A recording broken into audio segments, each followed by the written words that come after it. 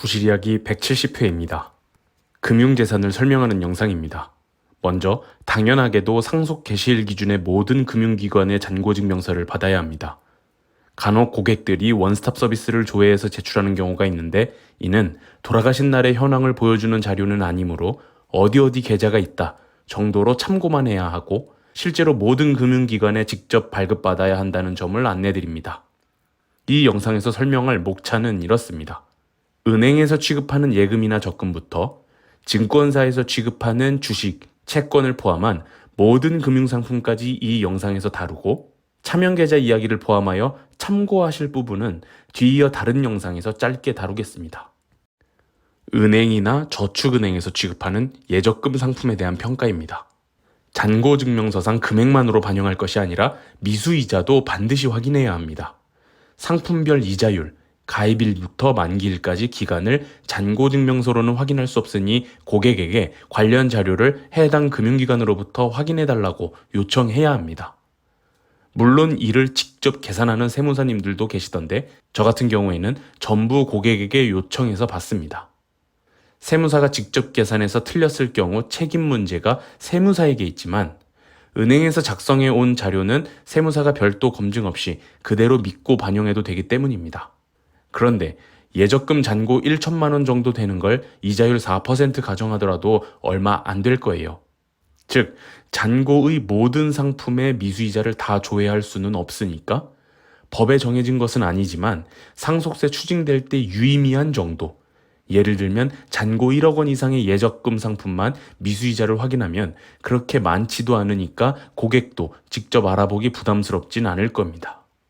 또한 미수이자 관련하여 사망 이후부터 상속세 조사 시점까지 그 사이에 만기로 해약되어 입금되는 경우 원금에 더해진 이자가 조사 때 확인되는 경우가 있습니다. 조사관들은 이를 미수이자로 추징하려고 하므로 상속세 신고 과정에서 돌아가신 이후 만기가 얼마 남지 않은 예적금 상품은 잔고가 적더라도 해약 환급금을 확인해서 원금의 미수이자를 더해 신고하시기 바랍니다. 은행과 저축은행의 잔고증명서를 받으면서 10년치 거래 내역 분석을 위해 거래 원장을 받게 될 텐데 상속 개시일 기준으로 잔고증명서의 계좌별 잔고와 거래 내역서상 마지막 거래 후 잔고를 비교할 필요가 있습니다. 두 자료가 서로 다른 경우가 있기 때문이 아니고 단순히 확인 차원이니까 이 정도까지는 비교해두면 좋겠구나 정도로 생각하시기 바랍니다. 상장 주식 평가입니다. 금융상품을 많이 안 다뤄본 세무사들 같은 경우 전후 2개월 종가 평균 한다는 사실만 알아서 조급하게 4개월치 평균액만으로 하는 경우가 많은데 꼭 주의해야 할 것은 평가기간 내 합병 증자 등 사유가 있는지 확인해야 합니다. 조사에서 무조건 확인하는 항목입니다. 전자공시 시스템 다트에 가셔서 조회 기간을 넉넉히 설정해서 해당 법인의 합병 증자 등 이슈가 있는지 확인하세요. 예를 들어 상속 개시일이 2024년 4월 5일이라면 원칙적인 평가 기간은 2월 6일부터 6월 4일까지가 되는데 딱 이렇게만 다트에서 조회할 게 아니라 넉넉히 2023년 11월 1일부터 조회하라는 겁니다. 합병 증자는 세법상 합병일 증자일이 평가 기간 내에 들어오더라도 합병 증자를 하겠다는 사실의 공시는 이보다 훨씬 앞서서 이루어지니까요. 그리고 종가의 조회는 한국거래소의 정보 데이터 시스템에서 조회해야 합니다. 해외 상장 주식 평가입니다. 미국, 중국 등 주식 종목에 합병 등 사유가 있는지 확인하는 것은 실무적으로 불가능합니다. 따라서 그냥 4개월치 종가 평균 한다고 생각하면 되겠습니다. 종가 조회는 경험자마다 다르겠지만 저는 investing.com이라는 곳에서 기간을 정확하게 설정해서 엑셀로 다운받습니다. 국내 상장 주식은 평가 조서 서식이 따로 있지만 해외 주식은 없기 때문에 다운받은 엑셀을 잘 가공하고 출력용으로 만드셔서 신고 때 첨부하셔도 되겠습니다. 상장 채권입니다. 국내 상장 주식과 같이 한국거래소 정보 데이터 시스템에서 종가 조회하면 됩니다. 만약 평가 기간 내 장내에서 거래가 한 건도 없을 수 있습니다. 이 경우에는 그냥 해당 증권사 잔고증명서에 기재된 평가액으로 신고하세요. 해외 주식과 마찬가지로 평가 서식이 없기 때문에 가공해서 첨부 서류로 쓰시면 됩니다. 참고로 상장 채권 보유 수량에 단가 곱해서 평가하게 되는데 잔고증명서상 수량에 단가 곱하면 터무니없이 큰 금액이 나올 거예요. 증권사마다 잔고증명서 맨 뒷페이지에 금융상품별 평가 방법이 기재되어 있는데 수량 곱하기 단가의 만을 나누면 평가액이 나올 것이니 참고하세요. 당황하지 말라는 측면에서 말씀드립니다. 은행이나 증권사 불문하고 외화 현금 보유액이나 외화 보통 예적금이 있을 수 있습니다. 너무도 당연하게 보유 수량에 상속 개시일의 기준환율 곱해서 원화로 평가하는데요. 기준환율은 여러 군데서 조회할 수 있는지는 몰라도 저는 서울 외국환중개라는 사이트에서 조회합니다. 잔고증명서에 기재된 원화 평가액이 수량에 사망일 기준환율 적용한 세법상 금액으로 제대로 기재되어 있는 경우가 대부분입니다. 경험상 예외는 없었기 때문에 귀찮게 별도 사이트 들어가서 기준환율을 찾아보고 검증할 필요 있겠냐 싶지만 원칙적으로 일한다는 측면에서 저는 항상 상속세 계산하는 엑셀 파일 내에 원화 현금이 있으면 수량에다가 기준환율 별도로 조회해서 곱한 금액을 작성해 놓고 잔고증명서와 비교는 합니다. ETF입니다.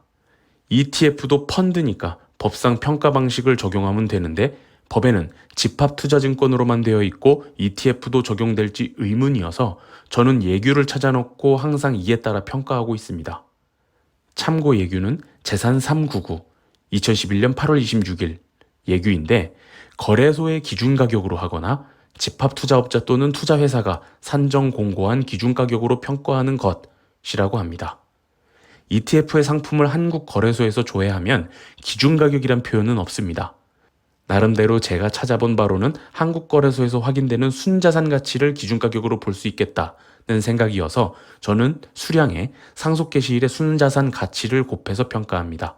다른 세무사님 의견이 있을 수는 있겠지만 잔고증명서와 차이가 크게 나지 않는 점, 그동안 이렇게 평가해서 추징된 사례가 없는 점으로 쭉 이렇게 해오고 있으니 참고하세요.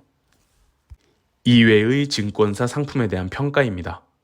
펀드, ELS, 발행어음, 랩상품, 기타 수익증권 등 앞서 설명하지 않은 것들입니다. ETF도 펀드의 일종이고 앞서 살펴본 것처럼 펀드도 시행령이나 예규의 평가 방법이 있기 때문에 이에 따라야겠지만 편의상 잔고증명서에 따릅니다. 즉, 이외의 상품은 모두 잔고증명서상 평가액으로 평가한다고 생각하면 되겠습니다. 잔고증명서로 확인되는 금융상품에 주의할 점을 다시 한번 요약하면 예적금은 미수이자 확인하고 상장 주식은 합병 증자 이슈를 꼭 확인해야 한다는 점 정도는 짚어주세요. 다음으로 금융재산 종류는 비상장 주식입니다. 비상장 주식의 종류는 3가지 정도로 구분해 볼 텐데요. 증권사 잔고증명서에 나타나는 비상장 주식, 이는 상장 폐지된 종목일 가능성이 높습니다. 20년도 더 된 옛날 주식들이 기재된 경우가 있는데 잔고증명서상 평가액도 0으로 되어 있고 실제로도 재산 가치가 없으므로 상속재산에 포함하지 않아도 돼요. 두 번째는 KOTC에서 거래되는 비상장 주식이 있을 수 있습니다. 이는 상장 주식이 아니므로 전후 2개월 종가 평균액으로 하지는 않고 상속 개시일에 가장 가까운 날에 거래가 조회되면 이를 시가로 보아 평가하면 되겠습니다. 그러나 저는 일단 KOTC 종목을 상속재산으로 본 경험은 없기는 해서 원론적인 이야기만 했다는 점은 알아주세요. 세 번째는 피상속인이 혼자 또는 가족과 운용하는 법인입니다. 이는 당연히 시가가 있을 리 없으니 통상 알고 있는 순자산 순손익가치 통해서 비상장 주식가치 평가를 해줘야 하는 재산 종류입니다.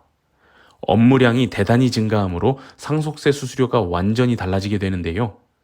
기장하는 세무사로부터 평가액을 받아서 우리는 신고만 할 것인지, 우리가 평가도 직접 할지를 상속인과 협의하여 수수료 책정하셔서 진행하면 되겠습니다. 참고로 당연하게도 주평을 기장 세무사님이 해서 보내주면 상속세 조사 때 이 항목에 대한 소명은 그쪽 세무사가 해줘야 합니다. 이상으로 170회 구실 이야기를 마치겠습니다. 감사합니다.